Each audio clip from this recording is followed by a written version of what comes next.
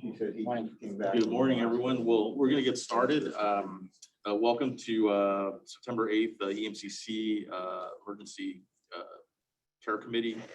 And I would first like to start out with calling everything to order and with introduction. So I'll start out. Tino Ariano, Chair, AMR Provider.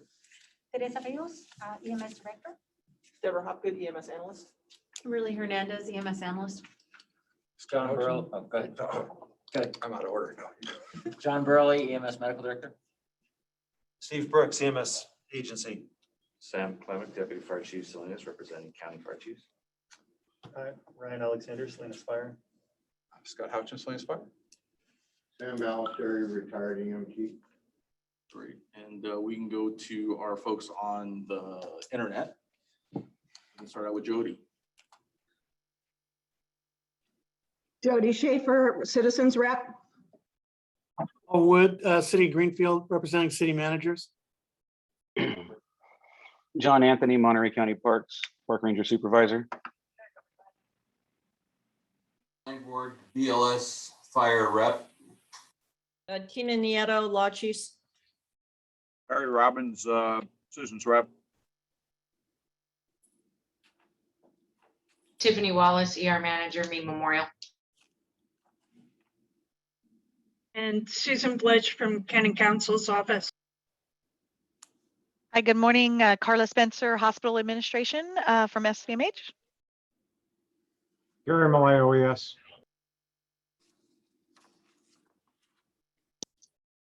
I think we got Reb Close, Chomp alternate.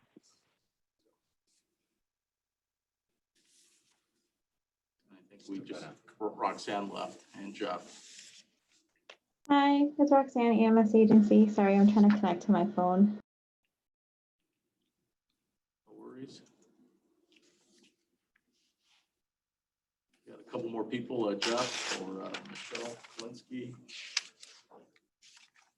And Galvin's Panholzer, Monterey Fire. Thank you, Chief. Michelle Kalinsky, Chomp. Thank you, Dr. Kalinsky.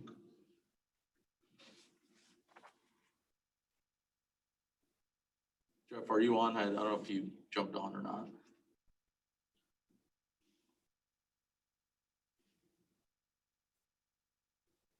Okay, well, we can move forward if you guys are okay. All right, thank you for the introductions, and let me move over to public comment. So any member of the public may address the committee for a period not to exceed 3 minutes on any issue not on the committee's agenda. The EMCC will listen to all communications, but may not take action. So anyone from the public here at Schillings have any comments? We have one comment. We recognize Sam Ballesteri. For 9/11. Go ahead, Sam. I'm sorry. What was your comment, Sam? Sam. Go ahead with your comment. Silence for 9/11.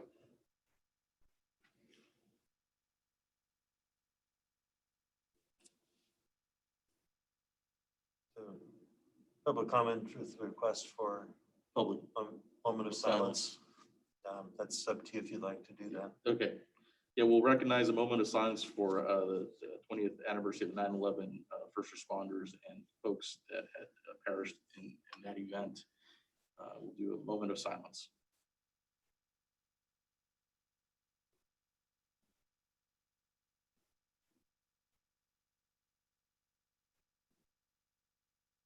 Okay, thank you for that, Sam. And we'll move on to public comment to our folks on the internet. Do we have any comments from folks on the internet? Okay, thank you. Here, seeing none, we will jump into approval of our past EMCC minute meetings for July 14th. I move approval for the meetings of July 14th. All right, we have a motion on the floor for approval by Harry. Do we have a second? I'll second it. Jody seconds the motion for approval. I think we do roll call next. Steve? Yes. All right. Tino. Aye. Carla Spencer.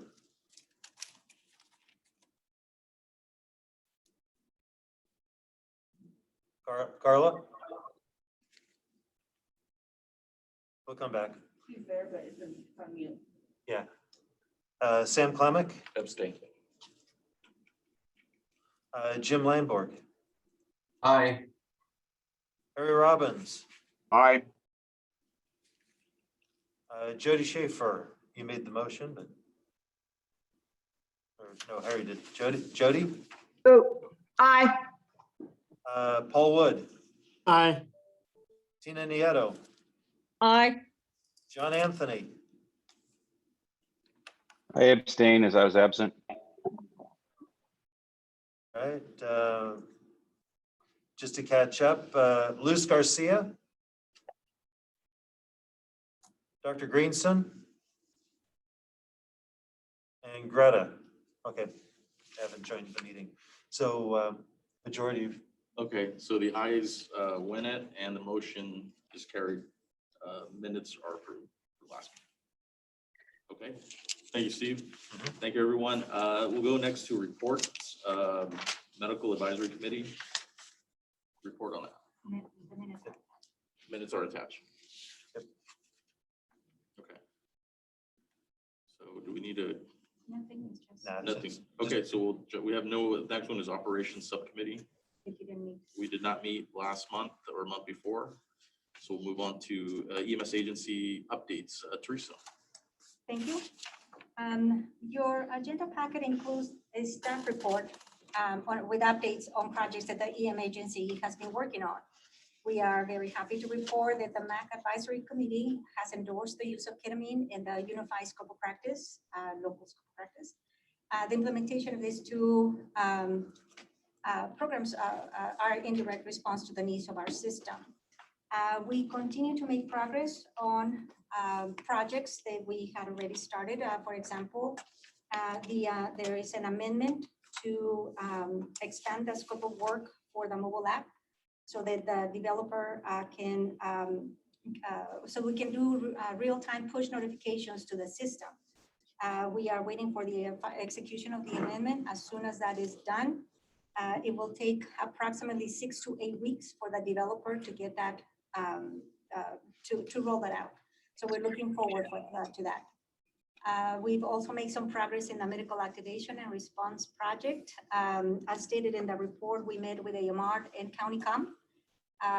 We've have received some data from CountyCom, and Kimberly is right now going through the data. There's a lot of data that we need to sort through and figure out. So we're hoping that by the November meeting, we'll be able to bring a more substantial update on this item.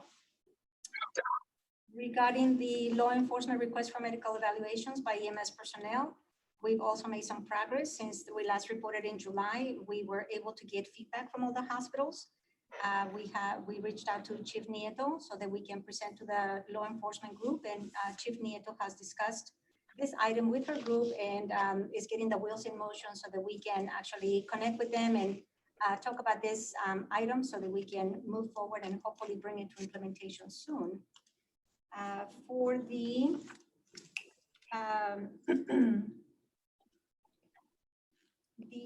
interfacility transport of patients with blood and blood products by paramedic ambulance, Deborah and Dr. Burley has been working on our application, and I think that we are already, we sought some assistance from the state to get some training materials that other jurisdictions already who have this program in place are already used for their program, and we have received those. So everything is moving forward.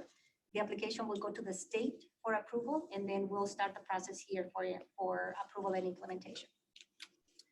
Some new projects that we are taking on that we are excited about that we think are going to bring good change to the EMS system is we have been, I reported at the last committee that the EMS agency has been reviewing internal processes. Everything that we do affects the system. And so we want to make sure that we periodically looking at the ways that we do things and find ways to fine tune and for us to be more effective and more efficient. We looked at our policy and protocol development cycle and realized that there are ways that there are things that we can do to make it better. Learning from past experience, I think that one of the things that we can do to help to help ourselves and the system is for us to try to extend the timeline. Steve has a more detailed presentation on that project, so I don't want to steal his thunder. But it is our goal to just, extend it for the EMS agency to start earlier, which would not change anything for the stakeholders. But we do want to do some of that review prior to taking the policies to committee for approval. So that by the time that they get to committee for approval, they're really the final, very polished project. So the conversation about public comment, because we gather public comment in writing, that maybe we can have a conversation about that, provide more clarification both ways, and similar with the training materials, to release those ahead of time so that people can take them for sort of a test drive and provide us feedback before we release them for actual training by the agencies. Steve will provide more information on that. Our unusual occurrence report case review. Case review.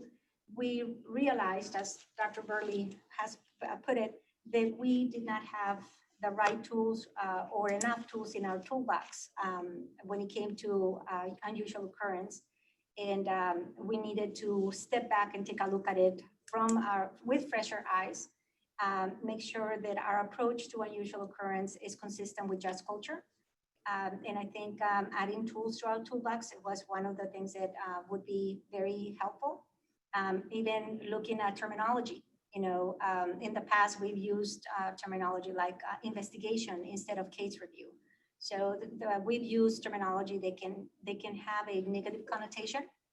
And so we're trying to move away from that. We're trying to make sure that for the most part, a lot of the UOs that come our way, at the end, what we find is that there's an educational opportunity for the people in the field. And so adding those tools that reflect our intent, I think is going to be helpful. We try not to do anything in a vacuum. So we are meeting with our stakeholders.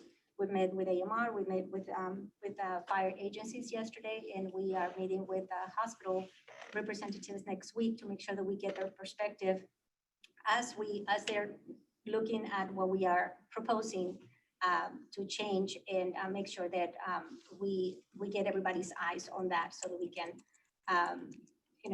implement the changes that are working for everybody. The EMT and paramedic application processing is also being reviewed. We want to join the current century, and that means being able to accept the EMT and paramedic applications online, accept payments online. We don't want to touch paper so much and do that data entry that is time consuming. We want a system that is more dynamic and interactive, where applicants can submit all of their application and all of the attachments online. The system can do a check before it's submitted to make sure that if we are saying that you require items A through Z, that the system can check that those items have been uploaded before accepting the application. Sometimes when we get the paper, it's not until we get into the review of the application that we realize a certificate was missed or something that should have been submitted is missing. So, and then applicants could check the status of their application online. So we are looking at that. We are talking to our IT folks and see how we can accomplish that. And then the law enforcement and naloxone program, same thing. Right now, a lot of that stuff is done through static forms, and we're looking at a way so that we can have the submittals done online. That as the information is coming in, is being fed into our database, and then we can run reports that they can tell us more about the system. I'm big on data. I like spreadsheets and see what that data tells me. So I think that there's some things that from this projects that we can bring some good changes to the system. I'll be happy to answer any questions.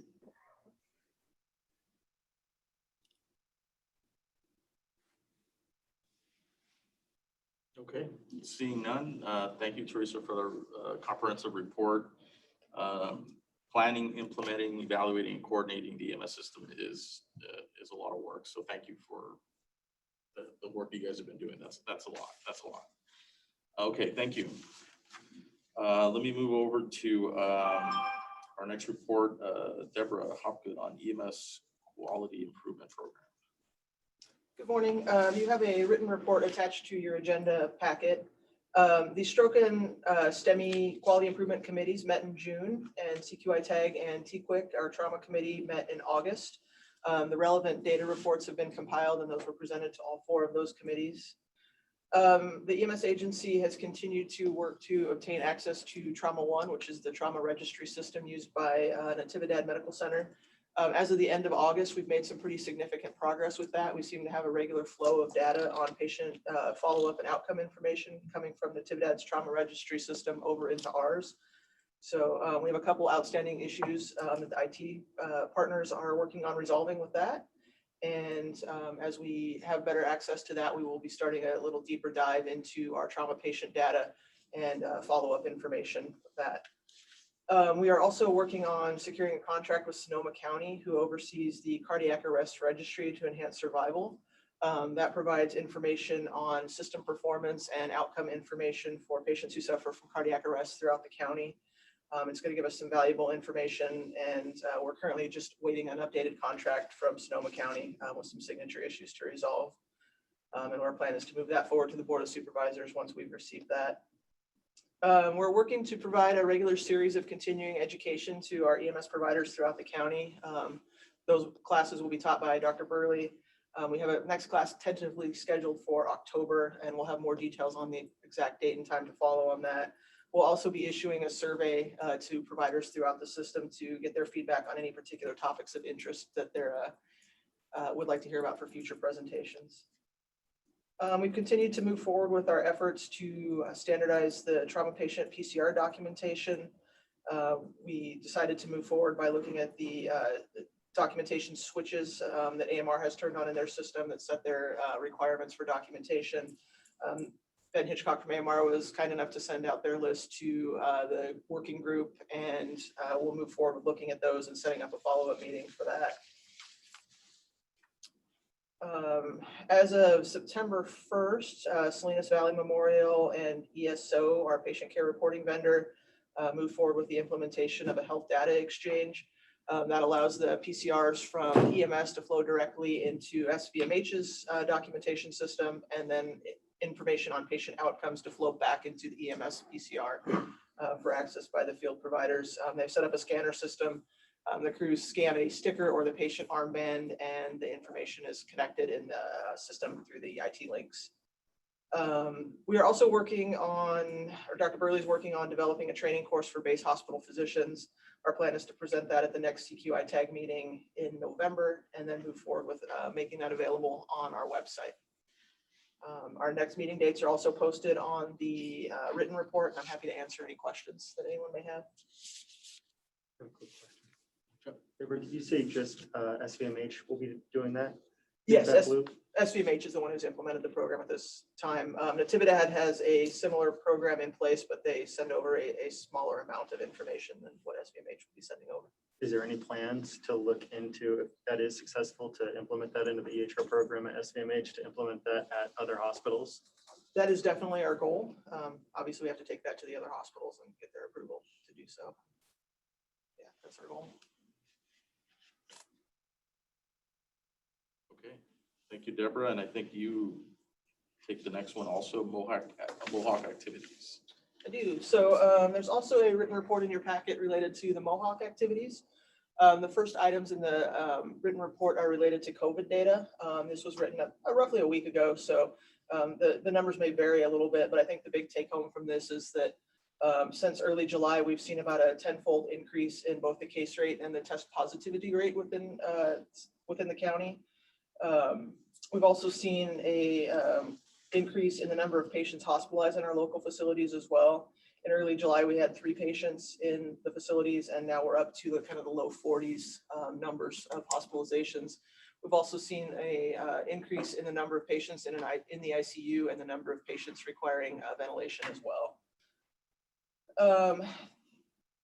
We've also seen the growth of the Delta variant in our numbers and our data. As of last week, or early this week, I should say, all of the sequence specimens for August and the beginning part of September were the Delta variant. That's pretty consistent with what people are seeing throughout the state. It's 98% statewide of the Delta variant at this point. There's also a little bit of information on the vaccination rate for the county. As of yesterday, we were at 78% of the eligible population in Monterey County having received at least one dose of the vaccine, and 68% that were fully vaccinated. We're a little bit ahead of the statewide curve on that, which is at 65.3% last I checked. So also kind of COVID related, we're continuing to process supply requests and fulfill orders. We've seen a large increase in requests related to vaccination and testing supplies. At the same time, the state has begun to consolidate its warehouses and pare down its inventory. So we're starting to have some difficulties getting some of those more popular items. So you may see some more of your requests that come back unable to be fulfilled, but please do keep submitting those and we'll get you whatever we can and whatever we have available. The biggest holdup at this point, supply-wise, is actually Binex now testing related. There are some issues related to the manufacturing, and Abbott has been unable to supply that to the state for quite a while. So there's actually a hold on testing supplies because of that. So on a non-COVID related note, we worked with the Office of Emergency Services doing some planning for Car Week this year. OES put together an incident action plan and we prepared the medical plan ICS 206 form for that. Thank you to AMR and Monterey Regional for their assistance with their staffing plans and event staffing information to be included in that plan. And just as a heads up, there is an after action review meeting scheduled for September 9th to go over that information and the follow-up from Car Week as well. As the fire season has kind of grown this year, we've seen an increased demand for ambulances for strike teams. Those requests are coming down from the state and the region 2 for us, and are being forwarded out to the ambulance providers in the county for polling.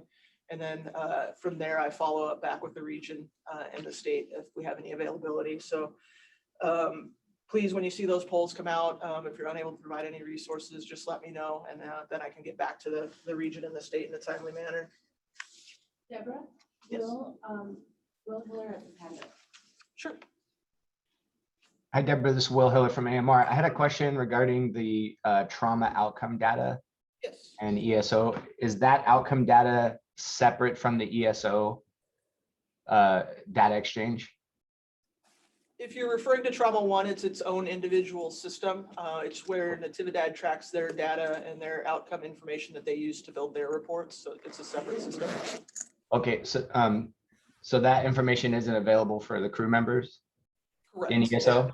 Correct. Will it be available for the crew members in ESO, you think? It's a completely separate system. It's run by the same company, Lancet, but a totally separate system. So I don't anticipate that it will be, but we will be working on developing processes to get follow-up information out through another means rather than directly accessing it through there. I appreciate that. Thank you.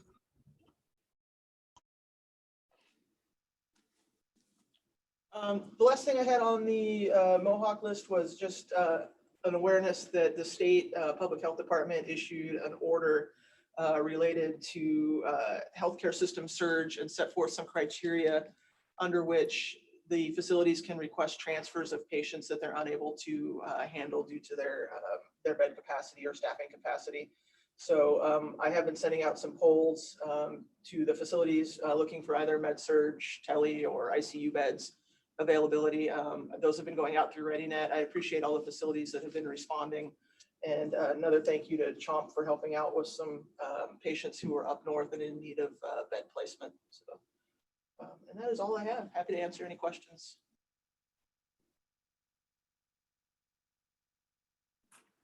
Okay, thank you, Deborah. I don't see any questions. Any hands raising up? Like, doesn't look like it. No. Okay, thank you, Deborah, for that report. So we were going to move a couple items ahead of the set agenda. If Teresa, you're okay with it, Dr. Burley, we'll move OD maps, or would you like to have Susan Blitch? Okay, yeah, let's, since I think Susan Blitch's time is billable, We definitely can move over to Susan Blitch for her presentation. But still cheaper than a private attorney. Thank you. All right, let me try to share my screen. Well, Susan just shares her screen. What I just want to say that it has been the goal of the EMS agency to formalize an onboarding process for our committee members. One of the things that we want to do is for Susan to provide this kind of a presentation on the Brown Act.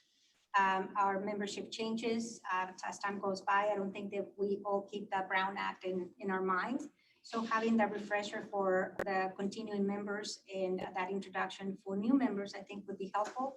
Like I said, we're formalizing an onboarding process that will include, the instructions on how to do the 700 form or how to meet the other requirements of members of this particular committee, and any help that we would be able to provide to introduce people to their role as members of this committee. And thank you, Susan, for making the time to do this presentation. We really appreciate it. Sure thing. And for those, I know most of you, but for those I haven't met, Susan Blitch, the Assistant County Counsel for Monterey. I am going to do a brief overview of the Brown Act. For those that just heard it in the MAC committee, my apologies. It is a bit dry, the subject matter, so I'll do my best to keep it at kind of a 1,000-foot level. If you have any questions or comments at any time, just feel free to interrupt me. My Zoom did go out at the last meeting, so I apologize ahead of time. If that happens, I'll get back on as quickly as I can. Generally speaking, the Brown Act is intended to make public legislative meetings. The purpose is that the people that we govern, if you will, should be allowed to participate and should be allowed to see the process. So with that in mind, courts and legislatures are always going to defer to the public when there's a question about whether something should happen openly. And with very few exceptions, all meetings should be open and all decision-making should occur in the open and publicly. Legislative body includes the governing body of any local agency, and it includes standing committees. This would include the EMCC and the medical advisory and operation subcommittees. They're all subject to the Brown Act, and therefore all these meetings should be open to the public. A meeting is a congregation of a majority of the members of any legislative body. And what that means is anytime a majority of the EMCC meets together to talk about, discuss, or deliberate over any action that falls within the purview of the EMCC, that is a meeting, and it should be noticed and open to the public. So in other words, if a majority of the members of this meeting were to go out for coffee and discuss something that the EMCC was going to discuss at its next meeting, that's a no-no. That would be a violation of the Brown Act. Action taken means any kind of collective decision by a majority of the members to vote a certain way on an item, to reach a consensus on direction. And that can only be done at an open meeting. It can't be done through emails. It can't be done behind closed doors. It has to be done in a public.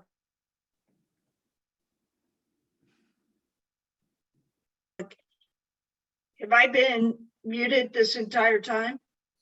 No, we can hear you. Okay. I just got a weird thing saying the host would like to unmute you, so didn't think I was muted. All right. Can you hear me? Yes. I think you pressed something on your Zoom to test out the speakers. And that's why it's making a little sound and we can all hear it, like a doorbell or something.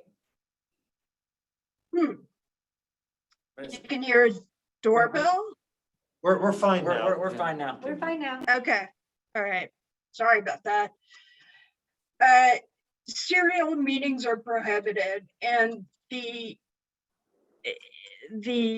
most common example is when one member of this committee would email somebody else and say, hey, I'm going to support this action item. If that's conveyed to another person, that is a Brown Act violation. So you shouldn't be emailing or discussing how you're going to vote on something, whether you're going to support something outside this public meeting environment.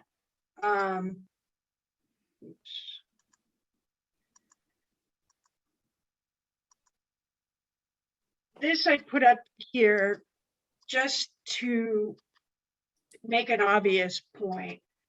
All of you, because of your roles, talk about things that may fall within the purview of EMCC business.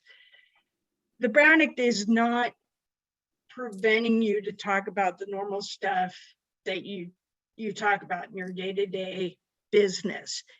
It's when you talk about reaching a consensus on a decision, when you talk about what you're going to vote on, when you talk about the direction that you may give at an EMCC business, that's the kind of thing that's prohibited by the Brown Act.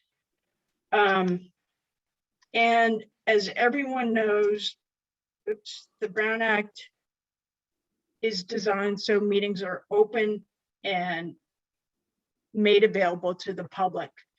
One thing that comes up from time to time is the public can attend a meeting and not give the person's name. We do these introductions and it's great. It's a small committee and it's a good thing, but it's voluntary. Joe Smith could come to the meeting and refuse to give his name, and that's okay. They don't have to participate in the meeting. There are requirements for agendas. They must be posted 72 hours before the meeting. And the idea of the agenda is to alert the public about what's going to be discussed at the meeting and what decisions are going to be made at the meeting. So it's kind of a common sense rule. You have to describe it with enough clarity and certainty so that the average person understands what's going to be discussed. Agendas have to be made available if requested in other formats to comply with the ADA. Additions to the agenda.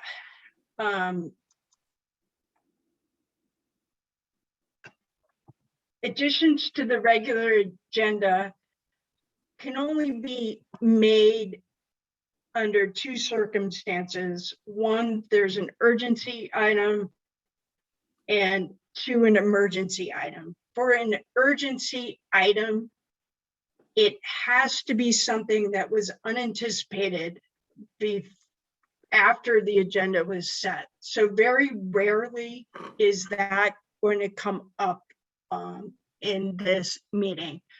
A good example is with a board meeting, a fire broke out. That was an unanticipated item. If the board wanted to add it to declare an emergency, the board could. It's not simply forgetting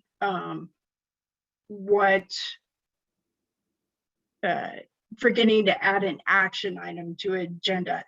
That would not be an urgency item because you anticipated it before the agenda. We all knew we were going to talk about it before the agenda was set, and you would have to make a continuance. And I'm realizing that this is the wrong PowerPoint, but we can go on anyway.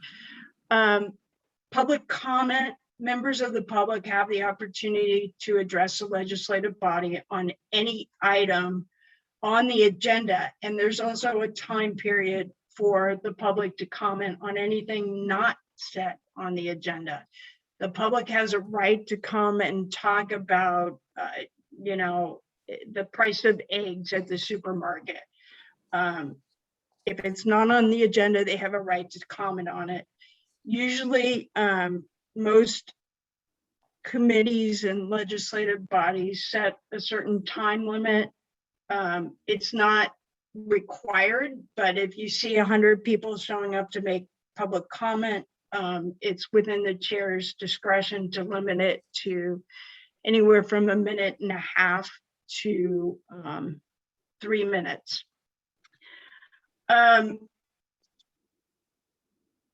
Special meetings need to be posted at least 24 hours ahead of time.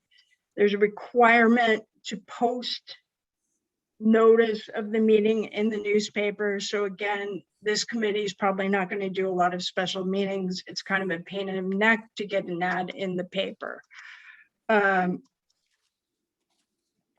No other business other than what is agendized can take place at a special meeting. Distribution of an agenda packet. People can request agenda packets be sent to them or mailed to them. The entity is allowed to cover the costs and can charge a fee for the cost of mailing.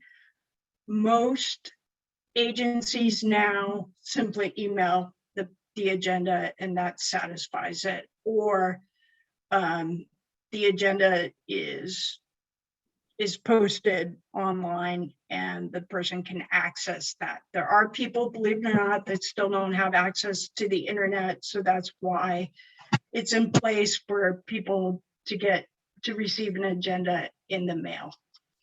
I don't want to linger on penalties for violating the act, but violating the act and knowingly violating the act, you can be charged with a misdemeanor.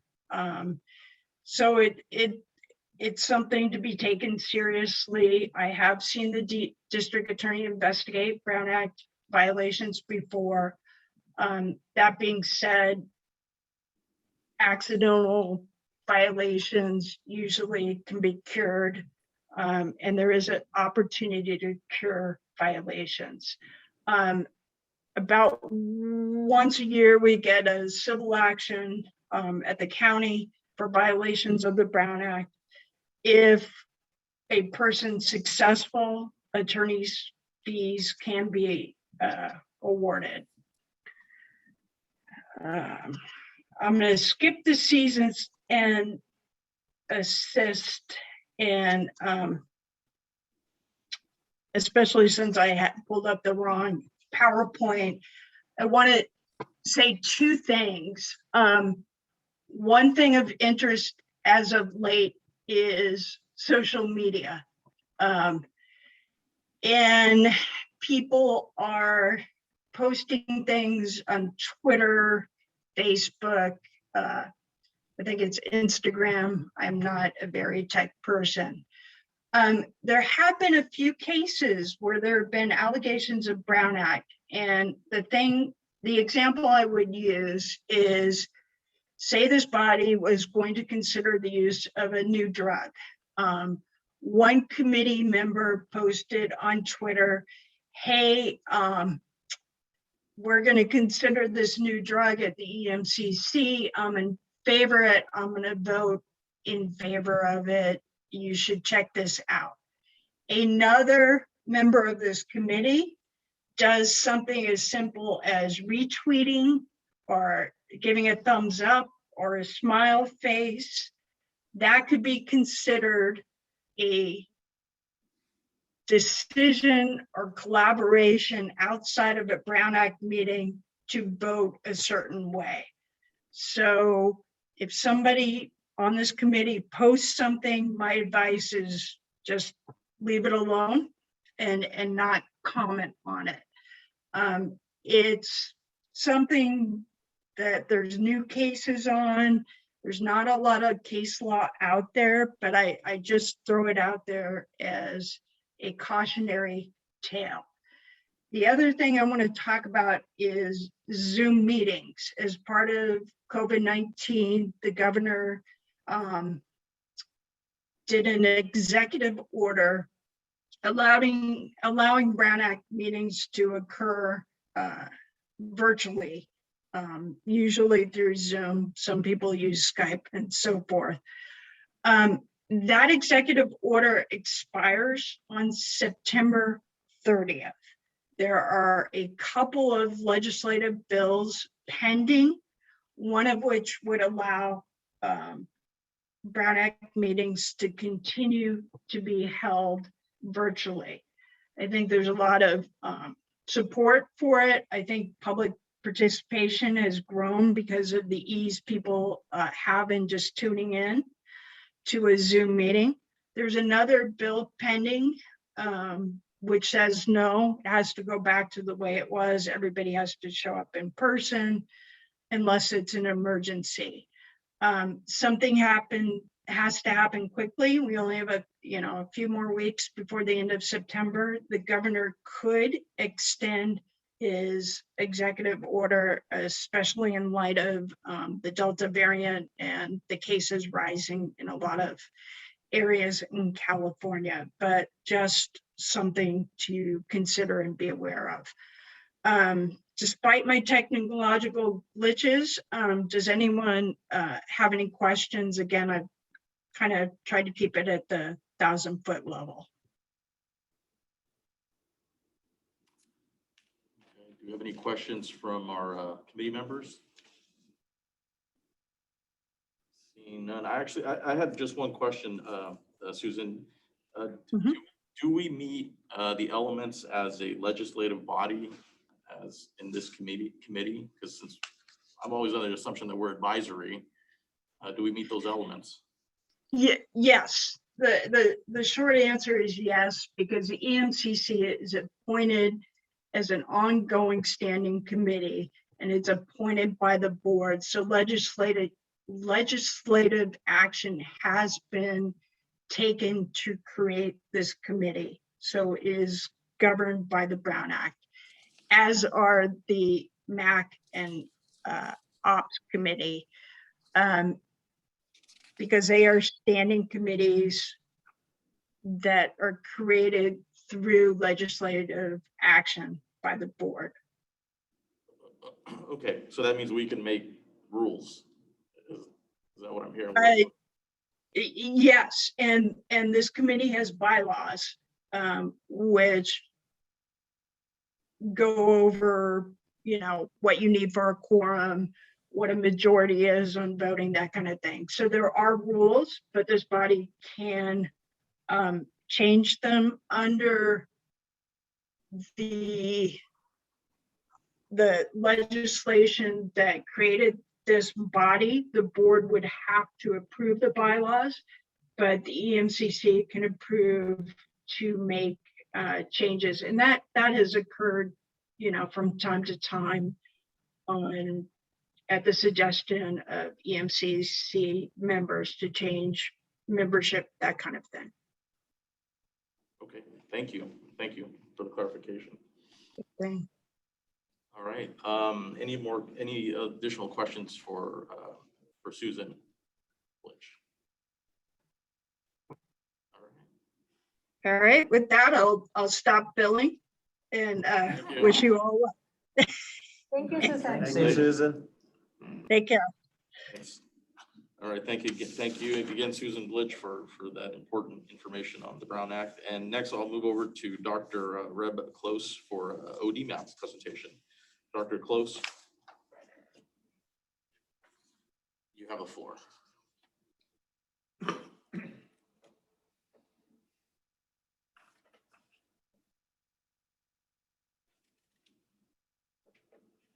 How's that working? Great. They're perfect. You guys hear me yet? Oh, thank goodness. All right. Not my strongest ability, but thank you so much for having me today. Let me, if I may screen share, I'd like to show you what I have so far. Okay, now I'm hoping this will work for you guys to be able to see the slides. I'm hoping they show up as actual slides. How's that? Good. Is that working? Yes. Yes. Okay, perfect. Thank you. So yeah, thank you. I just wanted to present today and share with you guys the work on ODMAP. I know we talked about this a few months ago and I was asked to show some examples. So that is what I'm here to do today. And so thank you very much for the time. I was told there was about 15 minutes, so I'll go fairly quickly because I actually want to do a demo as much as possible. So this isn't a surprise to anyone. All drug-related overdose deaths, this is the CDPH information for 2020. And as you can see, the trend is horrific, for no better word to use for this, in my opinion. And if you look at where Monterey County is, I don't even know how to respond to this, but as you can see, we are above the state average at this point. This is all overdose deaths. As we know, opiates were a huge problem. We responded to those. Prescription opiates were a big source of that problem. We started our efforts. We made some big changes. Well, I know as people are well aware, we have atizolam, we have so much methamphetamine, we have all the combinations, and as you can see, we're well above the state average, or we are above the state average. And if you look at our neighbors and some other interesting counties, you have Santa Cruz, LA County, and Alameda with overdose deaths per population per 100,000 residents lower than we have. So as I know you guys are all feeling, and obviously we're fairly concerned, this is an effort that it doesn't seem like we're going in the right direction. As we go for just ER visits, this data is incomplete. The only real information they have is through 2020 thus far. So this after 2020 time on the slide, I'm not sure how that's going to work out ultimately. But as you can see, the overall trend is not good. And unfortunately, a lot of the ED visits for our overdoses have gone down because the patients die on scene. So as much as I would like to say that this looks promising to me, that there is some downward trend as of the data that's shown here, that's not what I'm experiencing and what I'm seeing. But we will see with time. And so here is what has been put into ODMAP for Monterey County for 2020. So you see there's 465 suspected overdoses. Suspected is a critical word, and I'll come back to that. There were 111 fatalities associated with overdose, and our naloxone information is fairly limited, but as you can see, 137 of those cases involve naloxone in some form or another. And so that was January 1, 2020 to 12/31/2020, and you can see that kind of over on the right-hand side of the screen there. So what does the CDPH have for 2021? Nothing. That's it. I love the CDPH data and I use it in a number of our presentations because I consider it apples to apples.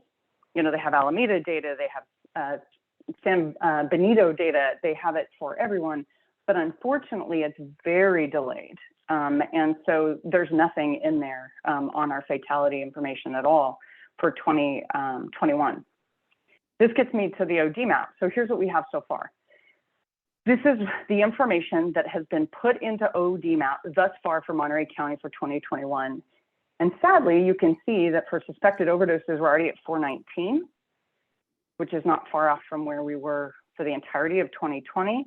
But this is still with dramatically limited data, dramatically limited. And as you can see, the vast majority of the non-fatal overdoses, which are the circles, those are around CHOMP. And I'll point out here as well that there are a fair amount around Salinas. But it is not representative of the community because frankly, I'm the person that's putting in the vast majority of these down in Soledad. Greta's taking care of it down there with the law enforcement overdose response. But this is wildly underestimated of what we're actually seeing, wildly underrepresented. And, you know, Will has been sending me the AMR West Monterey County information, and I have been putting that in as I get it. So that's super helpful, and that's where a lot of that Salinas information is coming from. But that's CHOMP, AMR West, and Soledad. And then the coroner's data, as you can see, I only have 22 documented fatalities thus far. We have many more than that, just being honest, but in the coroner's information, I don't yet have the details to put in what is needed to put it in the map. So those will sit until I get enough information to, I have the tox screens, but I don't have any information that I can actually place the overdose until the cases are further investigated. So what I would like to do is I want to show you how this works.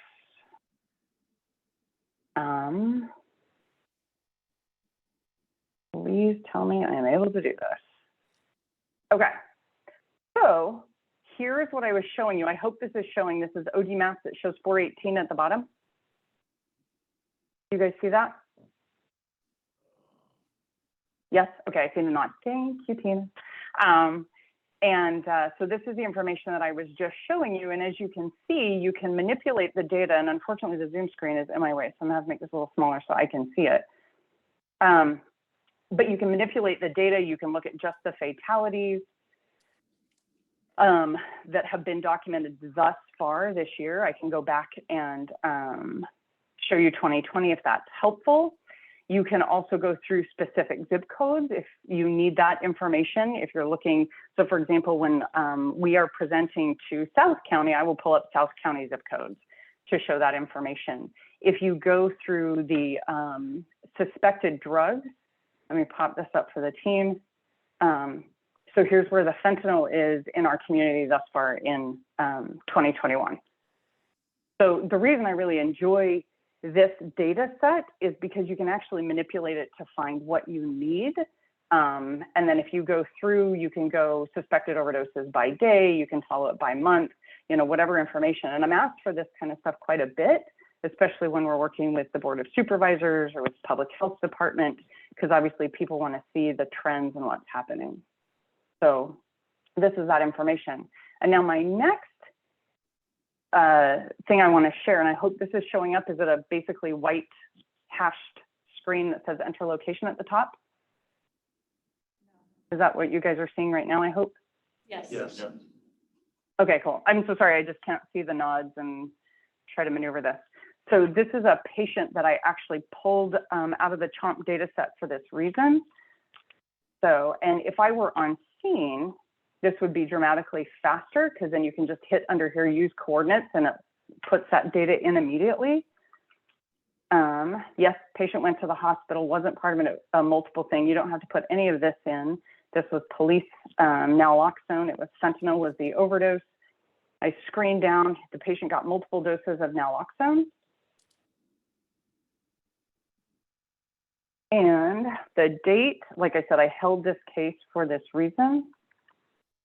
And the time.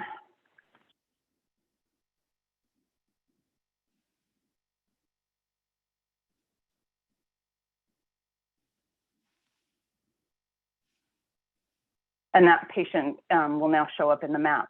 I did this yesterday doing my own location. I didn't complete it, but it automatically pulled in the my coordinates were pulled in here. You can add it in here if you say there's a fentanyl overdose on site where I am at this moment, multiple rounds of naloxone. Oh, wait, why didn't it pull my coordinates? Did I do it wrong? Oh, because I have it off, so it can't. Because I am not sharing where I am right now, which is funny. I should be. I'm at home. It's not a big deal. But you can put in, use my device's location. That's what I needed. My apologies. And then we're going to the fentanyl and we'll say, I got multiple doses of naloxone. It wants to know my location. No problem there. And if I'm on scene right now, you see the date and timer in. So then my last click is there. And I'm not going to put an overdose at my house right now. I hope I never have to, but anyway, there's that data point. So that's why I wanted to share that so you guys could see how quick and easy it is to put in, and then you can see the data that you get from that. So I refresh this now, and that overdose that I put in while we were talking should show up. Oh, I have to go back to manipulate it. So I have level 2 access on behalf of CHOMP. Anyone in our EMS agency can have level 1 access, and that's just to put in the data exactly what I just did. So this information, when you pull it up, initially shows you all the overdoses in the last 24 hours that have been put into the map. And so you can see how it's pretty, in my opinion, pretty useful as a tool for us when we're trying to figure out, what's going on and where is that happening. So we can go back here and put us in for January 1st through right now. And then here's my 419, the patient that I just put in. So if I go back and share my slides, I hope there. That doesn't look like that's coming through as a, there we go. There we go. So how about that? Is it showing the, PowerPoint? what do you find in the data? Yes. Yes. Are you guys seeing the slides, I hope? Yes. Yes. Cool, thanks. So what's the point of me putting these in, and what's the point of me presenting this is, number one, I think you guys should see what's going on and what we're trying to follow, so we have some idea of what's in our community. You can see the CDPH data has a several month lag time and nothing available yet for 2021. Currently, the data set that I was just presenting, those 419 patients, were CHOMP, as I mentioned, AMR West Monterey County, Soledad Police Department, and the coroner's office that is available right now. When you guys are on scene and there's a fatality and you see what's happening and paraphernalia and things that are on scene, that information can be put in that moment.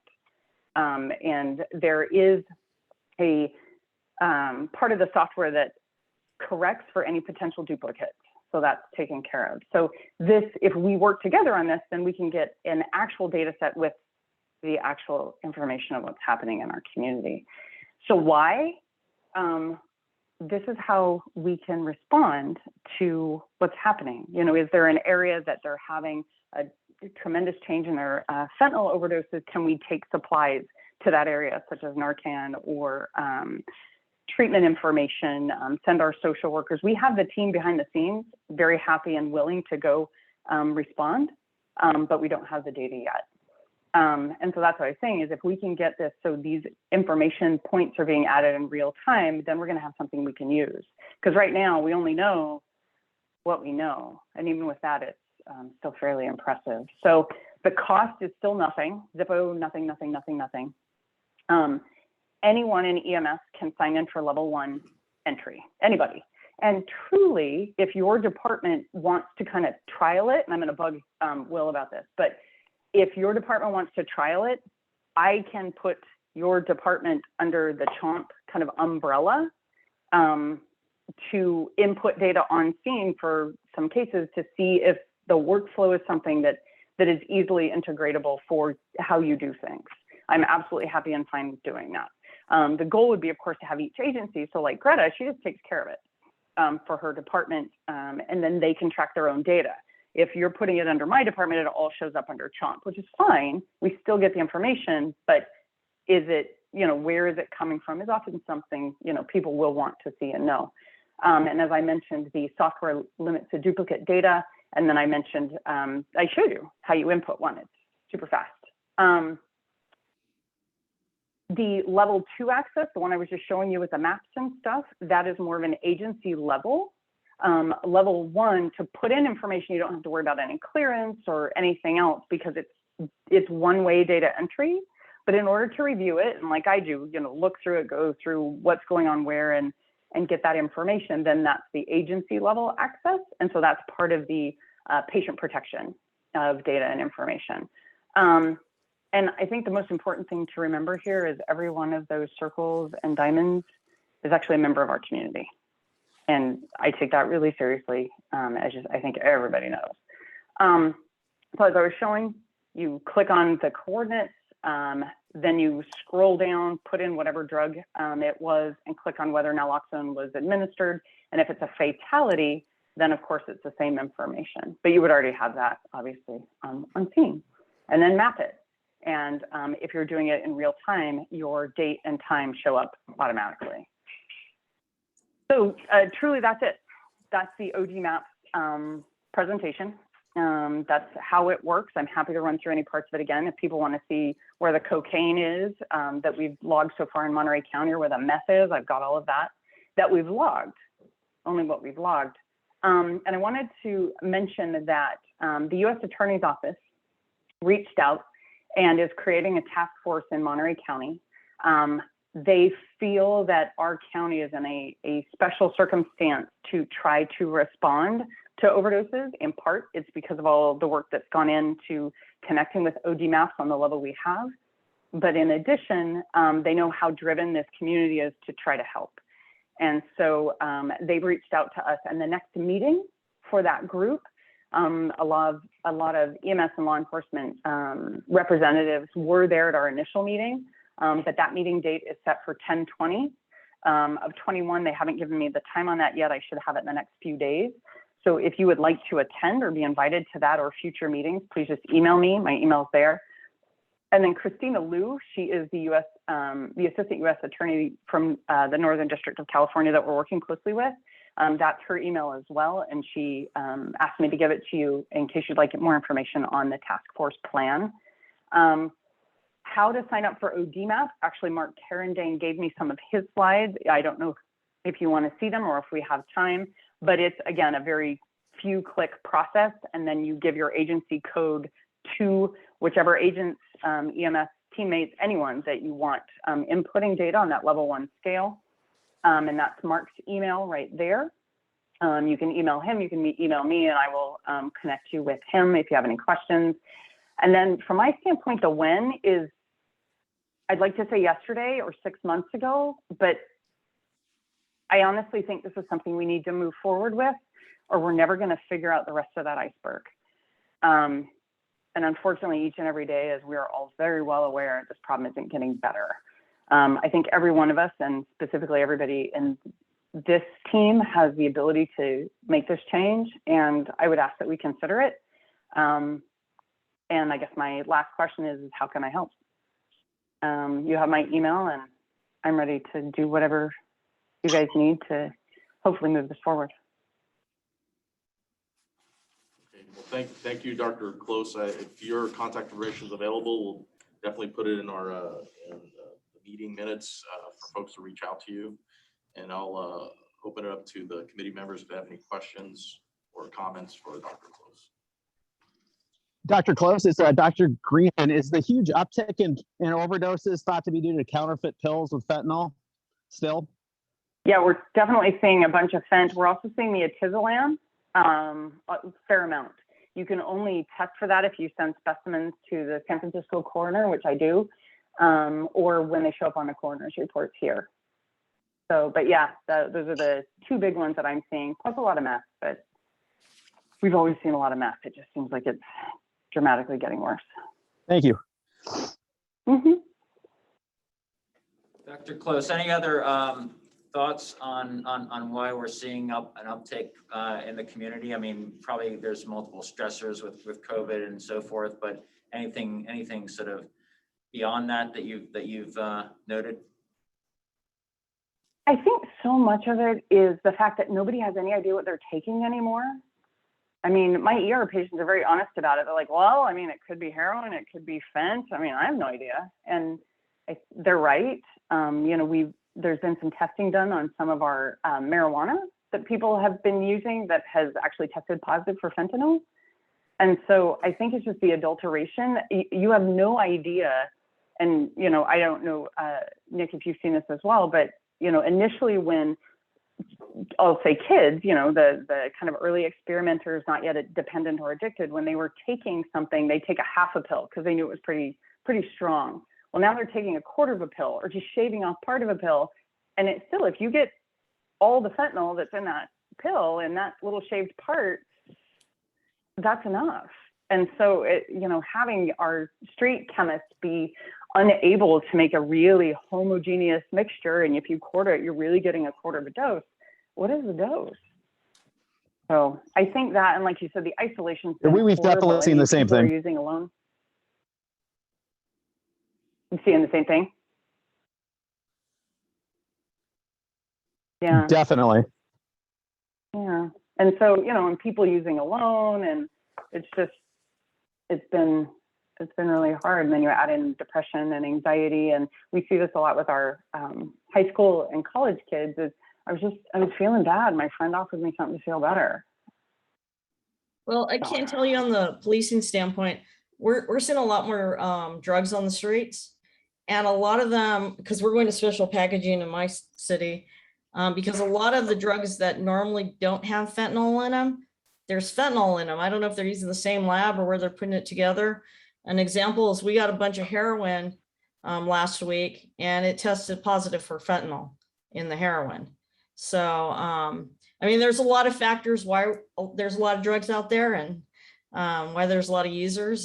But I think we should all support this program to know what our real numbers are so we can get people the help that they need. So. You know, Will's hands up. Okay, Will has a question for Dr. Close. Hi, Dr. Close, Will from AMR. Again, thank you for doing this presentation, and thank you for doing what you do. I was wondering if you've heard of any sort of back-end data entry that occurs from either pre-hospital or hospital charting systems, so that the data entry side is a little less intense. Yeah, so there's basically three ways that this can be done. One is the way we do it now, where whatever gets funneled into kind of one entity, me, or a few entities, then gets put into the information set. The second is for each agency to take their own agency codes and put it under their own. The third is full integration. And let me, if I may, I'll show you something that's pretty insane. LA Fire went forward with integration. Now they aren't ESO. I'm still trying to figure out what ODMAPS recommends is when the ESO contract is up for renewal, that we put into the contract that this integration will be part of it.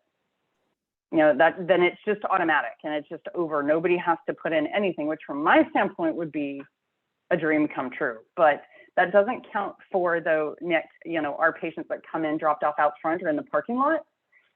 But it's the vast majority, as we know, come in via EMS. I also talked to Pincus with Monterey PD, and he said anybody who overdoses, EMS is on scene anyway. So they do have access, but they haven't been inputting data because, you know, either they know that I will end up doing it if it comes across my desk, as I'm hoping it does, or that EMS would have access to put it in. I'll show you, if it's okay, Mark's slides. Is that showing the ODMAP thing? They're only 6, so it's super fast. But anyway, this just shows the participating agencies, that's fine. But what I want to show you at the bottom, this is the agreement. You get a code, you put in the code, and then you're in. That's what happened when they did an automatic integration in the LA area. It's only 18,000. So that is my goal, but I obviously don't have the EMS or the ESO contract. I don't have any control over that. And yes, if that's an option, I will take it.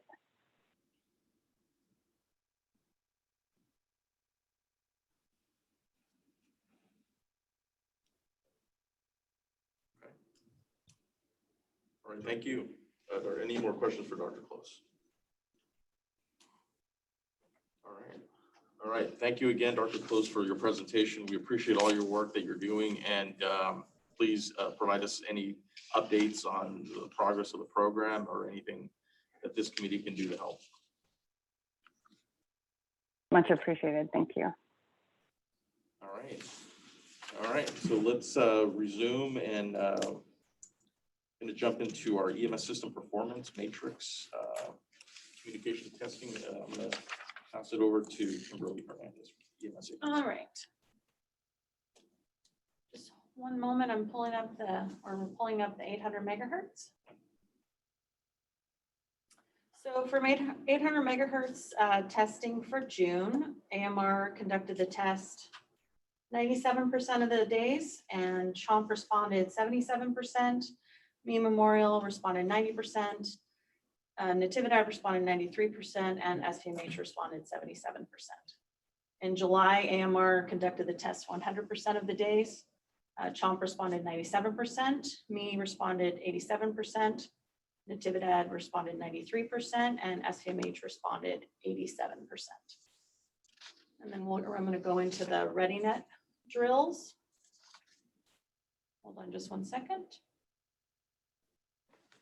So for the ReadyNet MCI drills, AMR conducted the drills 100% of the days.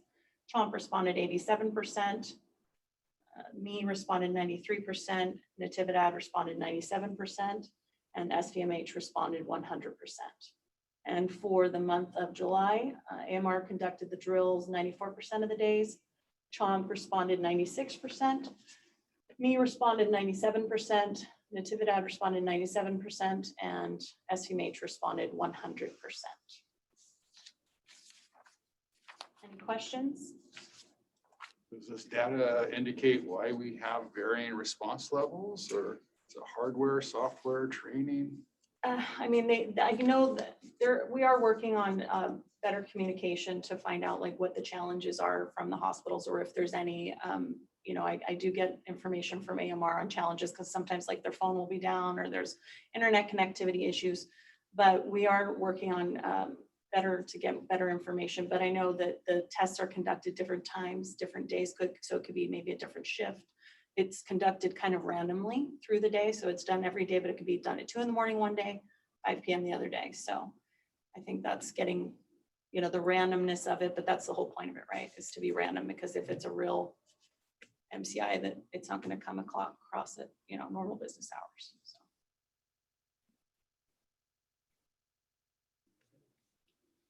Thank you, Kimberly, and I think you are up next again for a contract compliance working group. Okay.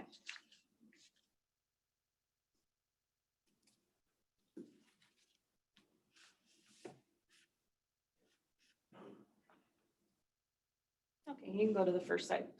Thank you. So for response time compliance by priority, all priorities met or exceeded 90% compliance in June and July, which is fantastic.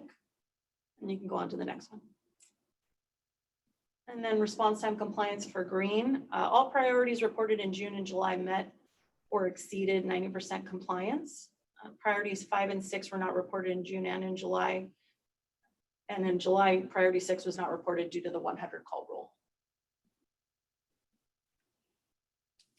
And then response time compliance for yellow in June, priorities 2 and 3 exceeded 90% compliance. Priorities 1, 4, 5, and 6 were not reported as they had not met the 100 call rule for the month. And in July, priorities 1, 2, and 3 exceeded 90% compliance. Priorities 4, 5, and 6 were not reported as they had not met the 100 call rule for the month.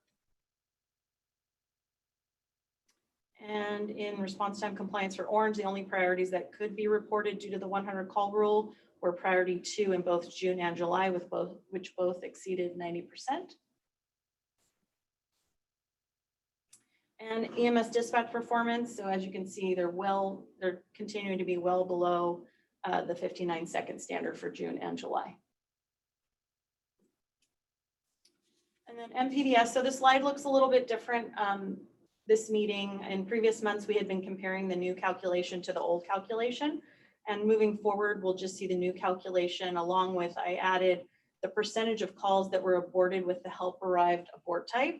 So just as a reminder, these calls are calls that are in the middle of the EMD process when help arrives on scene and the dispatcher has to disconnect before being able to process the call to the point in which they get the determinant code, which then would count it as a call EMD'd. So in June, 67 of the calls were EMD'd, which is a 2% increase from May. And in July, 69% of the calls were EMD'd, which is a 2% increase from June. Also, it should be noted that the number of calls aborted went down in June and July, and the amount of calls that went down was 1% of the adjusted call volume each month. Considering this is such a small amount of calls, the fact that it is decreasing is great because this means more calls are getting a determinant code, so that some of these calls are getting processed, so they're kind of going into the other bucket. So they're going into the calls EMD'd, and then the calls that were getting aborted is going down. And is there another slide? I think that's it. Any questions on the contract compliance PowerPoint?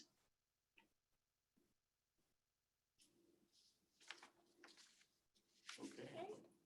Thank you, Kimberly, for that. And anything else? I think we're gonna not do APODs or. Not APOD, but we're doing the priority one drill down. Okay, go ahead. Thank you.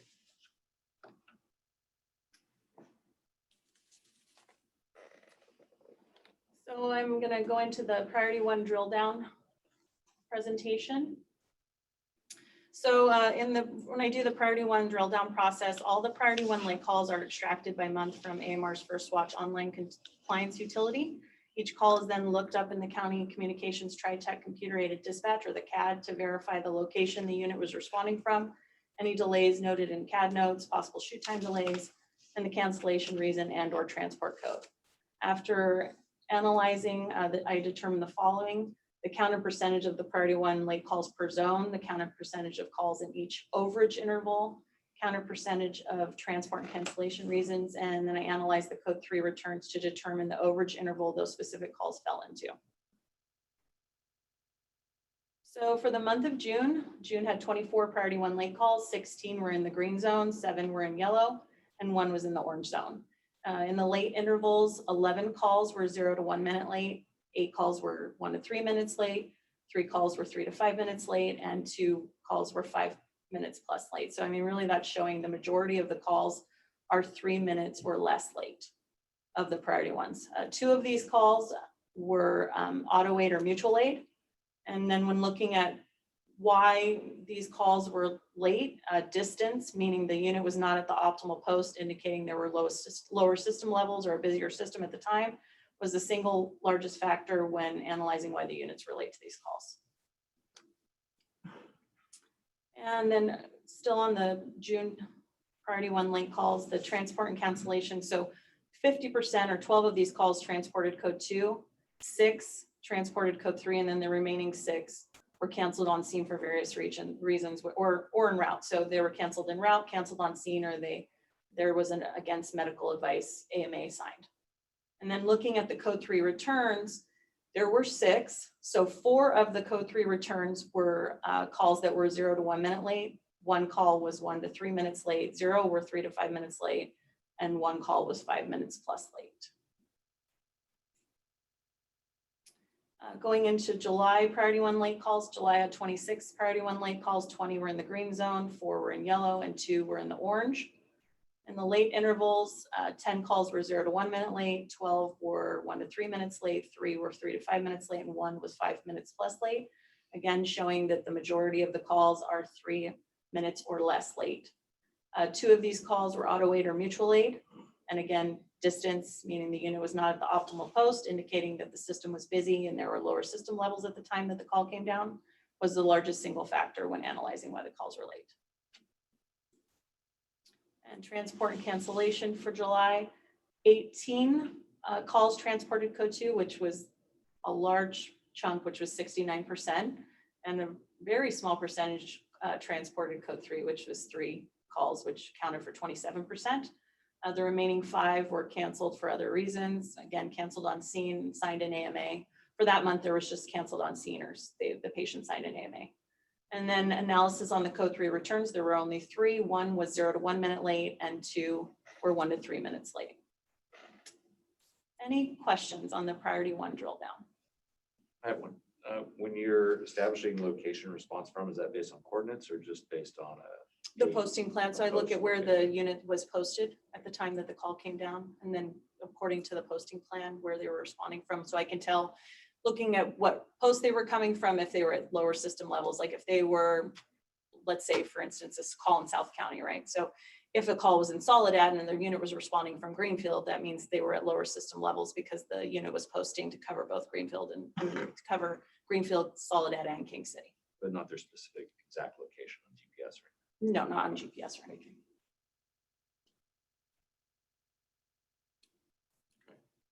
Any other questions for Kimberly? Okay,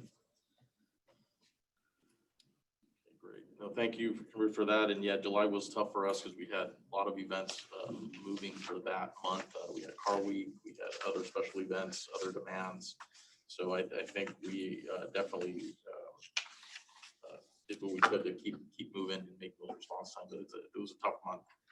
And but again, we pulled through with everyone's help. So thank you.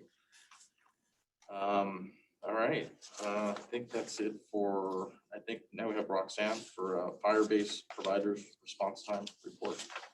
So, good morning, everyone. I'm going to be presenting the Monterey County Regional Fire and Carmel Fire Ambulance 90th percentile reports. And just because my connection kind of waves when I have my video on for some reason, I'm just going to turn it off while I present.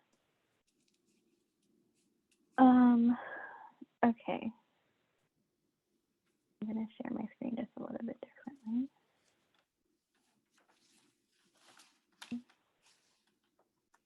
That way I can see my notes and then also see this as well. Okay.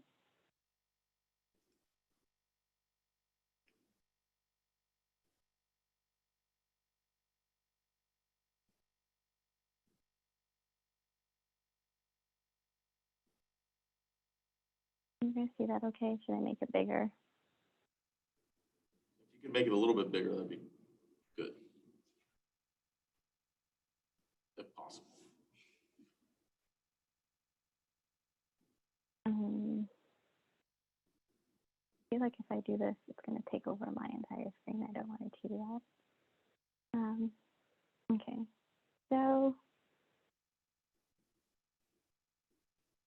That'll work. that'll be okay. Okay, perfect. So and then I just need to pull it. Okay, so the data was extracted for January through July, the same way it's been done in the past, taking it out of the CAD and looking at medical related problems only.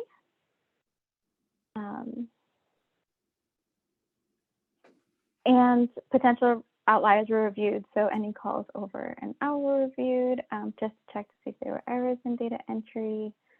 And then it was analyzed by looking at responses within each fire jurisdiction, fire response areas noted in the CAD, and then other areas within the county. So I do want to take a moment to thank Leanne at CAL FIRE for reviewing this process with me. The last time that we presented this data, there was some question whether or not the CAL FIRE regions were actually included in the data. So with reviewing in that and doing some data checks, it was found and increasing my understanding of how the data is pulled and what each code was for jurisdictions that CAL FIRE response areas are included in here. So, and you'll see shortly, so thank you for that. It does not change the previous data that was presented still remains the same. It's just now that we know that it does include those regions. So what you see on the screen is a map of Monterey Regional Fire Ambulance's responses within Monterey County for 2021. And the darker blue indicates like more responses. So the lighter color is just infrequent responses, and as it gets darker, you can see like that's where they respond to. So 602 responses in 2021 so far, and almost 376 within their fire response area and 226 outside. Now, when looking at all responses, I did hear in the last meeting that looking at pre-pandemic numbers were really important to the committee. So I went in ahead and I put in 2019 data to skew. So you can see 2019 to 2021 where we are. And with that said, the responses in this chart show that number of calls per month vary, but there is no statistical change in the number of responses over time. It ranges around 13 to 14 minutes on average. And when looking specifically at the calls within Monterey County Regional Fire District, again, it's from 2019 to 2021 July to July, and there are little variations in responses and overall response time. So since 2019, there has been no statistical difference in changes to the response time. And they're also averaging about 55 calls per month within their response time, within their response area. When looking at responses outside of this jurisdiction, so this again could include those CAL FIRE regions. You can see that the numbers are smaller, so there are some notable variations from month to month. There has been a statistically significant change in the 90th percentile response since 2019, but since 2020, to July 2020 to July 2021, the response times have remained statistically stable, and the slide should be interpreted with caution because of the small numbers. Here we're looking at, under 40 calls a month. So just noting that when we're looking at these kinds of numbers, that one or two, just a few numbers can change the overall 90th percentile response time that you are seeing per month. Now switching over to Carmel Fire Ambulance, there were 679 responses from January to July. And again, the darker colors do indicate more responses into those specific regions throughout the county. And you can see there's just a map of where they have responded in 2021 so far. And again, from 2019 to 2021, July to July data is displayed on the screen, and there has been no statistically significant changes in response times over time. Carmel Fire Ambulance, 90th percentile response time remain about 9.5 minutes overall, averaging around 88 calls per month.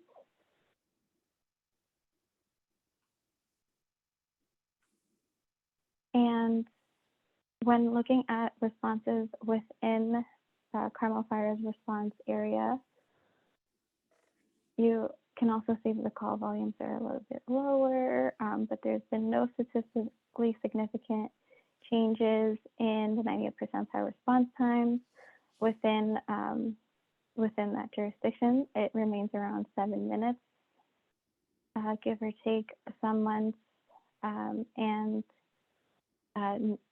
the smaller numbers, again, averaging about 35 calls per month, so it should be interpreted with caution.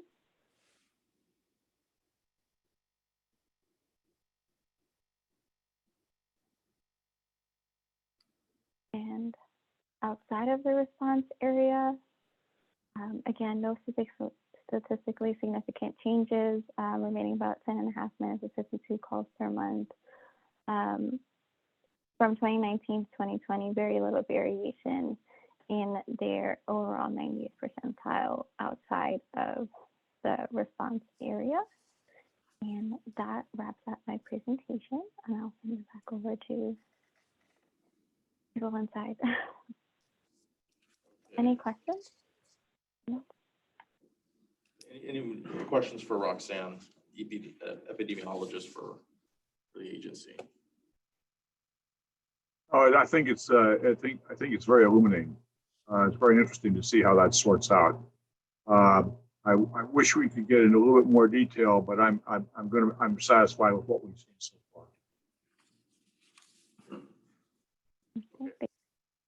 far. Just as this is Gowden's Panholzer, Chief from Monterey, just as a clarification that I can see where there would be a problem with the Carmel fire ambulance data because you're using their response jurisdiction as MNT, which includes the entire Monterey fire jurisdiction, which means if they respond on a call in Pacific Grove or in Monterey, which they do, that is not in their primary footprint and would be included in their in-jurisdiction data rather than the out-of-jurisdiction data.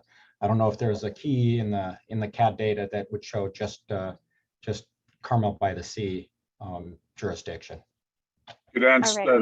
That's what I was looking for with what the response was within the Carmel jurisdiction. MNT covers what? Pacific Grove, Monterey, and Carmel. Is that correct? And Sand City and the airport, yes. Okay. Yes. Okay. Thank you. I've got the last two.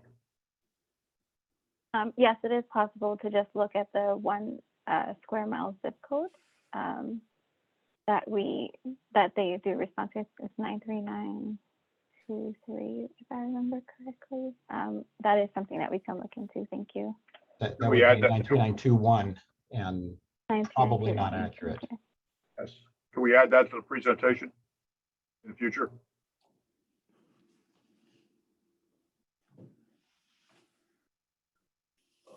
You're welcome to reach out to me and I can help you with making sure that you're collecting the data correctly. Okay, thank you. Okay. Any additional questions for Roxanne? Okay, thank you, Roxanne, for the presentation. And we can move on to old business and I think we're running out of time here, but we'll try to step it up. Old business, Steve, for EMCC membership. Sure, really quickly, thank you all who've got your oath of office in. We appreciate that. And that is one thing we do need a copy of. And so I think we've got copies from everybody, but if you happen to be holding on to a copy of your oath of office, please let us, please send it to us. Email's fine.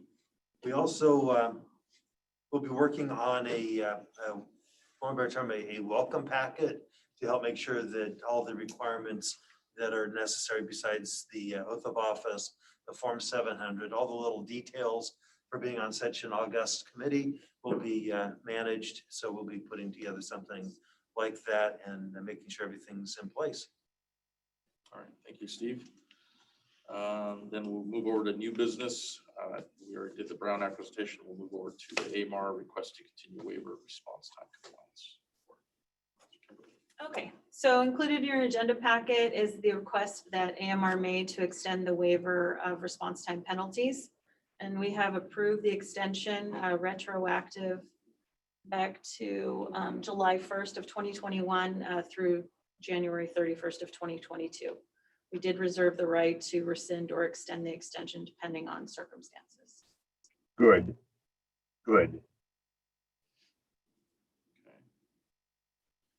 Any questions for Kimberly? If not, we can move to any announcements and for good of the order. Thank you, Kimberly.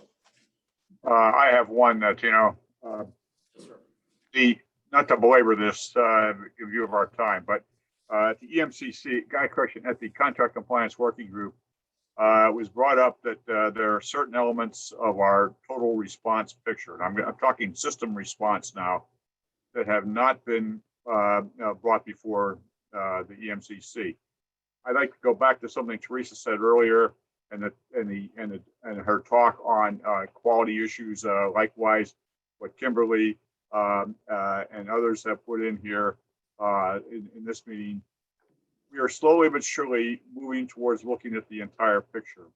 And if we have to stand before the populace, the 400,000 plus people who live in this county, of which we all are members, the thing that we're going to have to explain is what is the whole quality of our system? What is our total response picture? And we're looking at this.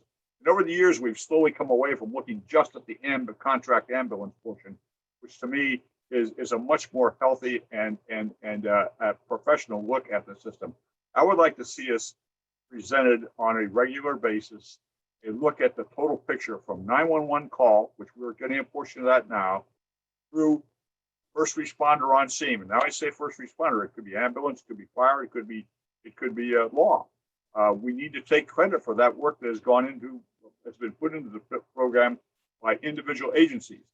They have EMTs out there, they've got paramedics out there, they got very capable people on through the transport onto the acceptance at the hospital. So we need to graph that out in terms of practical terms that can be understood by not just us and the professionals involved, but also by the populace as a whole. There may come a time when some city manager or mayor has to stand up and say, hey, this is what we are getting for our tax dollars in terms of the overall emergency medical system. We need to be able to stand behind that and look at it.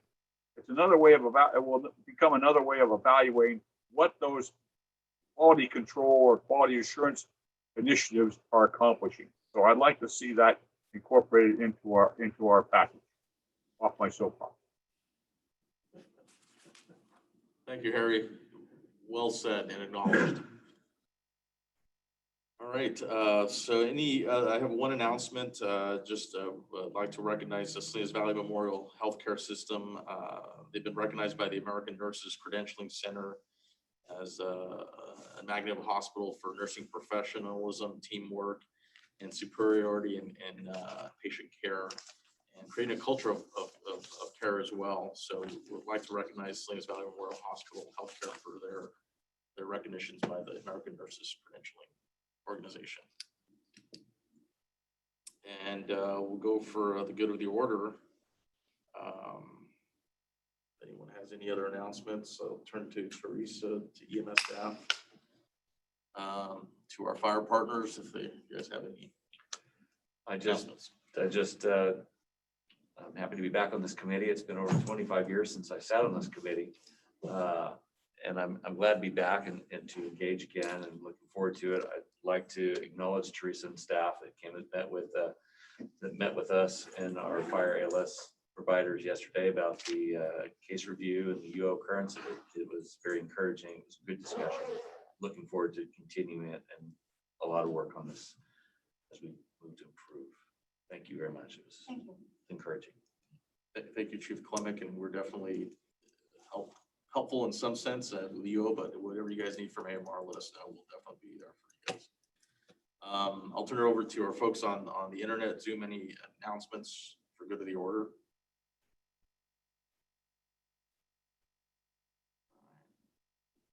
Seeing none and hearing none, thank you. I think we can adjourn. Actually, I'm sorry. I have one more. Yes, go ahead.